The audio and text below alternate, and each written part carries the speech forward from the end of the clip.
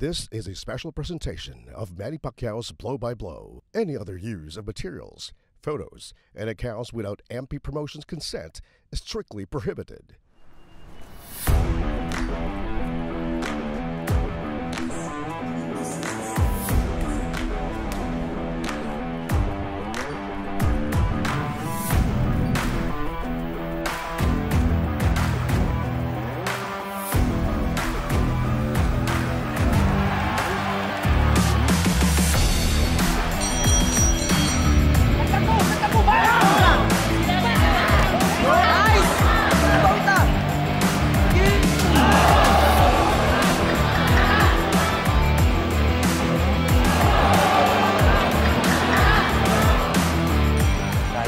Sige po talaga ako mag-isa.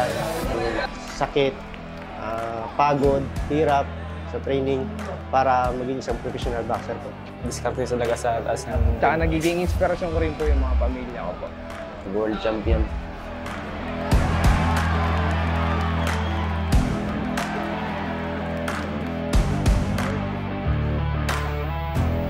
Previously on Manny Pacquiao presents Blow by Blow. Earned that victory, very richly deserved. Congratulations, Jesse Dayuno. Siya po nanalo over Zilio Duyogan. Ayan po, mapapanood natin highlights of the fight just ended. Ito po ang introductions ng dalawang boksingero. Round number 1, na-establish ka agad ni Dayuno yung kanyang right jab. Siya po yung kaliwete. Tapos ito sa round number 2. Sunod-sunod yung mga suntok niya, no? Yun, yung right hand na pumasok. Another right, tapos may left. Ang dami niyang ginagamit na sandata. First a right jab, and then the left hook, left straight. Just too much ammunition, too much weaponry for Duyogan to handle. And Dayuno continuing to spear Duyogan with those shots. And that is now the official announcement. Jesse Dayuno, the winner by unanimous decision. Congratulations, Jesse Dayuno, the winner by unanimous decision over Zilio Duyogan. That he deserved to win. And Dumamag's got a big future. He's got to work on his offense. He's got to work on his power. Lorenzo Dumamag, a bundle of energy, but certainly one of the smartest, one of the brainiest fighters we have encountered sa Manny Pacquiao presents Blow by Blow in partnership with San Miguel Beer. Yun po yung solar plexus punch na delayed reaction. Bumagsak si Pakamalan and took a knee, took more than a knee, and he got the mandatory 8 count from referee Don Arguelles. Sa round number 3, bumagpok naman si Tumabag muli and had Pakamalan reeling back on his heels. Ito naman si Pakamalan trying to do what he can to turn the tide around, but just not enough. Sa round number 6, patuloy yung ginawa dito ni Dumamag, and that defense of Dumamag was sterling. Talagang mahirap tamaan itong Lawrence Dumamag, great boxing IQ.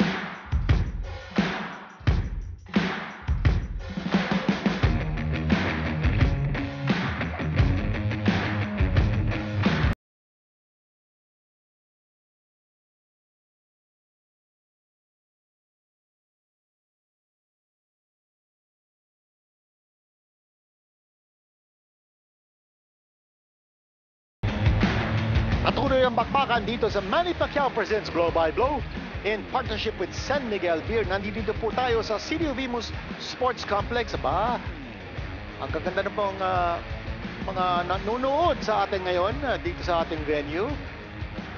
And ito na po ang susunod na laban natin.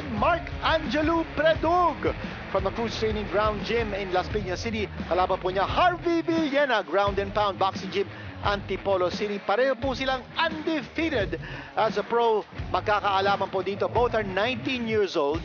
Aba, may reach advantage si Villena. Taga Muntinlupa po si Predog. Taga Antipolo naman si Villena. And you see their official weights, 121 pounds. They're one under the limit. This is for 4 rounds. As I mentioned, they are both undefeated. Both of them have had one fight in their very young professional careers, both of them with victories. Ito na po, Predog versus Villena, our ring announcer, Bobby Mondehar. Ladies and gentlemen, introducing the fighter coming out of the dugout, Harvey Villena.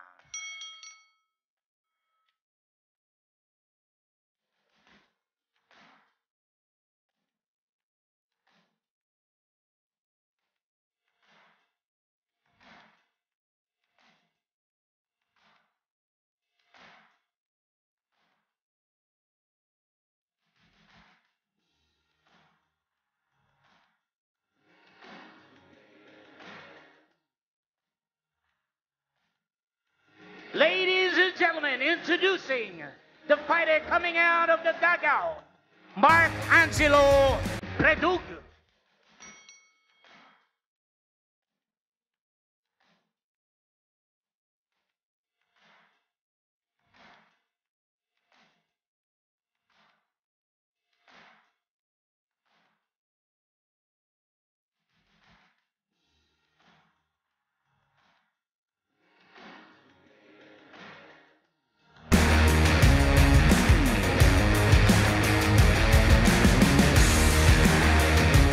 Ladies and gentlemen, Manny Pacquiao presents Blow by Blow here at Imus Cavite Sports Complex in partnership with San Miguel Beer. Ladies and gentlemen, introducing the fighter fighting out of the blue corner. He weighed in at 121 pounds. He has a record of 1 win, 1 draw, fighting out of ground and pound boxing gym, Antipolo City. Ladies and gentlemen, Harvey Villena. Right across the ring, fighting out of the red corner. He weighed in at 121 pounds. He has a record of 1 win.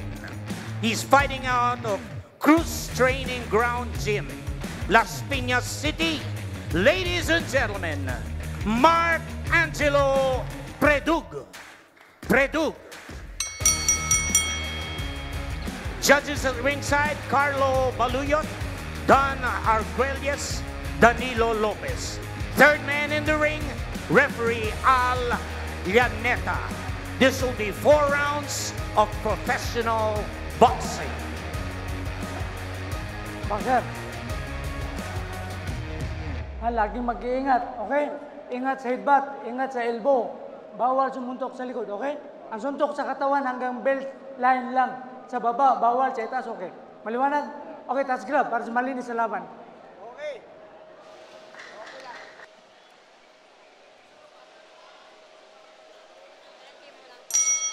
First down. Handa na ba kayo? Okay, this is round number 1. Predog versus Villena. Si Predog po yung may pusod on top of his head. At si Villena po is the boy in the black trunks with the gold trims. Pareho po silang undefeated. Just po to clarify, si Villena po, ang record niya is 1-0-0 according to BoxRec. And very early, nagkakatamaan na yung dalawang boksingero natin, Predog versus Villena. This is in the 122-pound division. Oh, nako, sandali. Villena has connected repeatedly here on Predog. Predog almost going down. Villena scoring with hard shots. Villena, that right hand, pumping. Kulang sa balance si Predog. He is the southpaw, leading off with the right hand. Nice movement, swinging away from his opponent. Si Harvey Villena, coming off a unanimous 4-round decision over Elwin Mendoza only last February. At si Angelo Predog naman, coming off a split decision victory over 4 rounds over Gelier Ferruelo. That was last January. So pareho po silang walang talo sa kanilang very youthful boxing careers. Pareho mahahaba. They're both long-limbed fighters. Pressure fighter si Predog. trying to push Villena along the ropes. Villena taking some shots here from Predog, who's very active. Nice shots coming from Villena. That was a right hand that connected. Staggered Predog. Predog coming right back. Hindi umatras ito si Predog. He's moving in. Kung matamaan siya, okay lang. Basta makatama siya in retaliation. Villena taking a wild swing, measuring his opponent with that long left hand. Combinations being thrown by Predog as he continues to put the pressure on Villena. Magaling kumounter ito si Villena, but that was a wild right, another wild right, swinging right by Villena. Predog coming in, but you wonder about the ability to take a punch ni Predog. He's been staggered at least twice in this fight so far. Villena measuring his opponent, looking to counter. Ang baba ng depensa ni Villena, but that time he scored once more. Looking very confident is Harvey Villena. A nice combination coming from Predog. Starting off with the right dig to the body. And there's the end of round number 1. Action-packed round in this fight. Being fought in the super bantamweight division, a weight limit of 122 pounds. Both fighters weighing it 1 pound less than the limit. Panoorin po natin ang punch of the round brought to you by San Miguel Beer. That was a wild, wide hook, or rather uppercut coming from Villena. And there it is again. Oh, almost going down. Si Predog from that punch. But notice, si Villena bukang-buka ang kanyang depensa. And Predog is going to take advantage. No doubt about it. Predog fighting out of the red corner. His cornerman is Rush Campagna. And I'm sure pinag-uusapan nila doon ano yung mga shortcomings, yung weakness ni Villena. And that's got to be his defense. He's wide open for a counter. And Predog, you wonder, however, about his ability to take a punch. We mentioned that in round number 1. Magandang laban ito. Anything can happen. Again, the shot coming from Villena. Predog, the more aggressive of the two, he keeps charging in. At si Villena naman kumakaunter, tumatama naman. Break. Kamay. A little bit of a wrestling skirmish here between the two fighters. Again, yung kaliweta dito is Predog as he comes moving it up. And they call a knockdown. Was it a knockdown or was it a slip? He'll pick up the count. It is a knockdown. 6, 7. He picked up the count. So referee Aldaneta looking at the knockdown timekeeper. He looks okay, but he did go down. Yung po sinasabi natin kanina, no, parang wala sa balance si Predog, and when he gets hit, he's off balance. He may not have gotten hurt, but because wala siya sa balance niya, bumabagsak. A little bit of a punch, and then he goes down because kulang sa balance ang kanyang 2 feet on the ground. Again, si Villena measuring his opponent. So round number 2, nagkaroon na po tayo ng knockdown on Predog. Holding. Break. Now remember, we are only scheduled for 4 rounds. So a knockdown scored in any round, malaking bagay yun. You automatically get a 10-8 round. Ito rin naman si Predog. Ang tapang ni Predog, that's one thing you can say. He just keeps moving in, and even if he's getting hit, okay lang sa kanya eh. Villena, he's got his mouth open now, so baka napapagod na ito si Villena sa kakasuntok niya. We did mention that kulang sa defense. Look at both the arms of Villena are down, and Predog has to take advantage.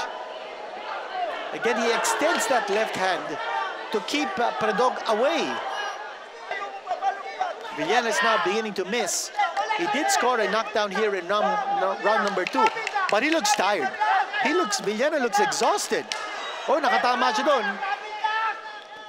A little bit of a swelling now around the left eye ni Predog. Villena scoring that time. And a nice bola punch. Three bola punches by Villena, and Predog is ready to go down once more. He's taking a lot of shots. Yun na naman, Villena continuing to score. Look at Villena's mouth, is wide open, throwing a lot of shots. An opportunity here for Predog to come back. Pero patapos na yung round natin. That's the end of round number 2.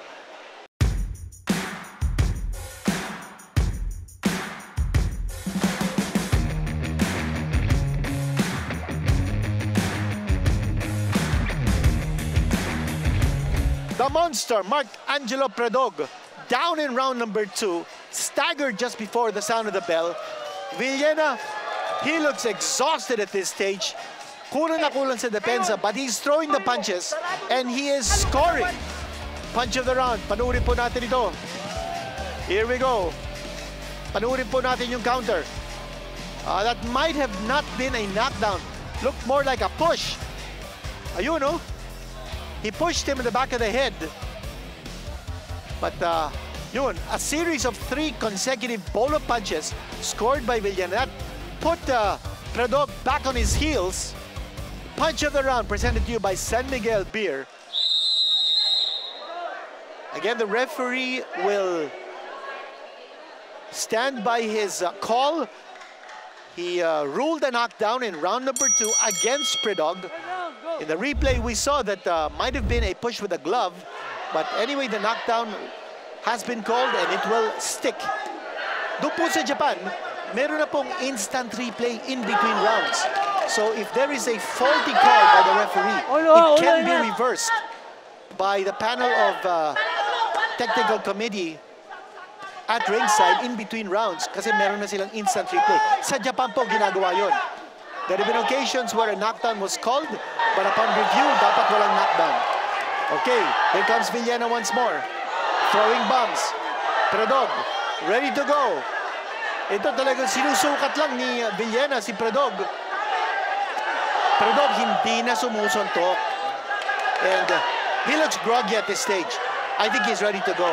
He's on rubbery legs. Halos hindi na sumusuntok si Predog. And Villena is teeing off. And he's clearly in Queen Street. Referee Al Yamidi is very close to stopping this contest. Binubugbog na di Villena si Predog. Hindi na sumusuntok si Predog. That time, a very meek left hand and a right. Pero ang tapag nito si Predog. He's rubbery-legged, he's groggy, pero nandun pa siya, no? Hindi umatras. Ngayon, sumusuntok pa. Pasugod pa. Angelo Predog. Showing a boxer's heart. Villena continuing to throw punches. He's tired. You can see that he's very arm-weary sa dami ng suntok na binigay niya dito kay Angelo Predog. Predog trying to come back because alam niya, hapong-hapo na si Villena. This could be his opportunity to come back. If Villena's running out of gas, Predog could take advantage. We're in round number 3. Papasok pa si Predog. Maski na papano, nandiyan pa siya sa harap ni Villena. Si Villena ngayon ang hindi masyadong sumusuntok. But he throws a 1-2 combination.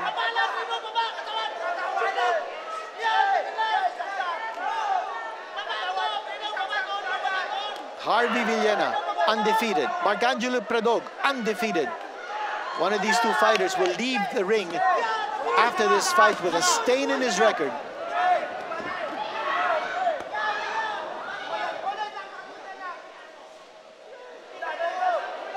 Looking for a jab straight combination and missing with the uppercut was Predog. Round number 3 coming to an end. Again, si Villena with his mouth wide open. And that's the end of round number 3. The last round coming up. Villena versus Predog. It's been a dog fight. Scheduled for 4, 122-pound limit. We are in the super bantamweight division. Blood now coming out of the mouth of Angelo Predog. Harvey Villena's cornerman is Salvador Domasian. Makita po natin some shots being thrown here. And that again caught Predog off balance and sending him back on his heels. That was a punch of the round brought to you by San Miguel Beer. Ito na po ang ating last round, Predog versus Villena. Last round. Okay? And here we go. One knockdown scored so far, and that was Villena putting down Predog in round number 2. Didn't look like a clear knockdown, but it was called just the same and scored by Harvey Villena. Maatake ngayon si Predog. This is his last chance to win this fight. And he's got to do it with a knockout. Oh! Villena scoring once more with the right hand. Again. Nagrogi nun si Villena. A lump now showing underneath the left eye of Predog. But he keeps coming straight at Villena. There's blood coming out from his mouth. I think he's got a cut lip.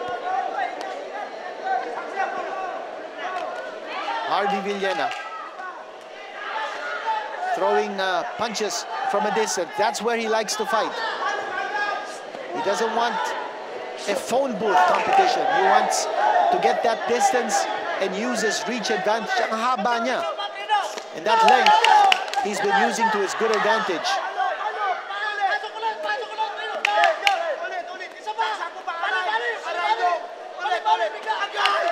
Both fighters now showing lack of strength. Paubos na ang kanilang gasolina sa kanilang tangke. But look at Predog. Again, the boxing heart showing up here big time para kay Angelo Predog. Hindi umaatras. Sumusugod. At kulang na susuntok. Harvey Villena.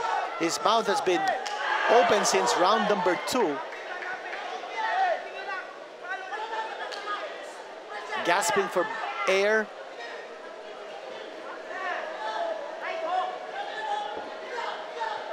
Villena. Again, you know that he likes to fight from a distance. And Predog knows it. Kanya siya yung nagpe-pressure dito. Ang problema, pagpasok niya, hindi naman sumusuntok. Kanya siya nang susuntok. And that's a perfect example of what has been happening in this fight now. Villena moving side to side, using space around the ring to move away from the charging Predog. Pero wala siyang masyadong kinakatakutan dito because Predog, as he comes in, he's not throwing. Yan ang problema ni Predog, no? All hard, but he really needs to brush up on his boxing basics.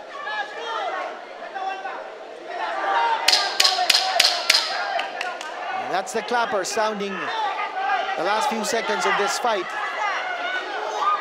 Another right hand scored there by Villena. And Villena should walk away with a win on points in this one to remain undefeated. And you see the pain in his face because of the exhaustion he has endured in this fight. I think he's got a good future. He's also got to work on his defense, put his arms up. He throws a very good polo punch, that's for sure. But we saw that in this fight when he scored 3 consecutive polo punches.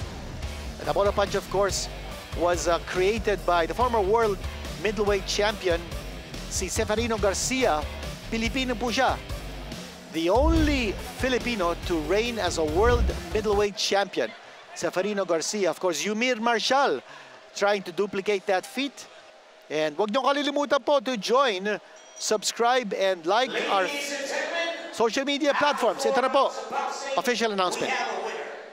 All 3 judges scored it. 40-35. Winner by unanimous decision, Harvey Villena.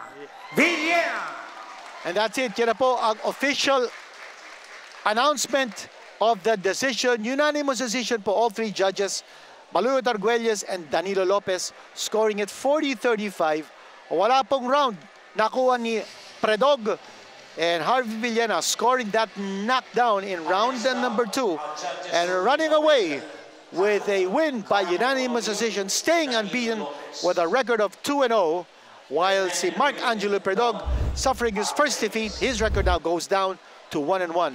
Ito po ang highlights ng ating laban just ended. Harvey Villena, introduced by a ring announcer, Bobby Mandahar. Yan naman po si Angelo Predog na may pusod.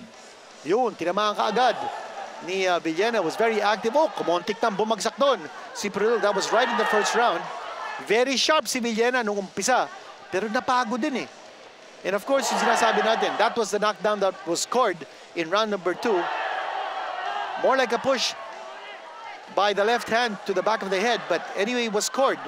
And it was called by referee Al Yanita in the third round. Ito, almost going down once more was Predog. His problem was his footwork, his balance. Yun ang malaking problema ni Predog. At ang problema naman ni Villena, yung kanyang depensa, no? He's wide open. He puts his arms down at hindi nakapag-counter. Well, actually, he is the counter-puncher. Si Predog was more of the aggressor.